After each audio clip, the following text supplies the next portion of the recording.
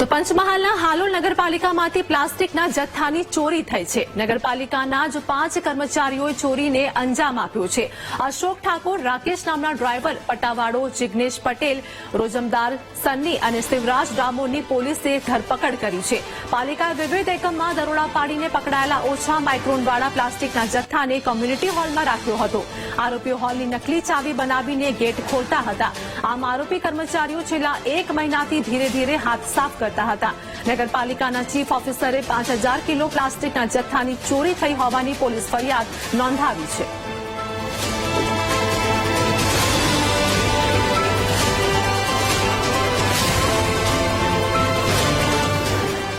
નગરપાલિકાના બાજુમાં આવેલ કમ્યુનિટી હોલ કે જ્યાં નગરપાલિકાએ કન્ફિસ્કેટ કરેલું પ્લાસ્ટિક જે રાખવામાં આવ્યું હતું તે પ્લાસ્ટિકને નગરપાલિકાના રોજમદાર તરીકે કામ કરતા પટાવાળા જિગ્નેશભાઈ પટેલ, પછી ડ્રાઈવર હતા અશોકભાઈ પરમાર અને બીજો એક ડ્રાઈવર હતો વિનયભાઈ હરિજન અને બીજા 2 મજૂર હતા શિવરાજ અને સન્ની. આ લોકોએ મેળાવીપણામાં નગરપાલિકાના કમ્યુનિટી હોલમાંથી તાળાની ડુપ્લિકેટ ચાવી બનાવી અને રોજે રોજ પ્લાસ્ટિક લગભગ 1 મહિનાથી ચોરી કરતા હતા અને 15મી તારીખે રાત્રે તેઓ રંગે હાથ આવું કામ કરતા પકડાયા.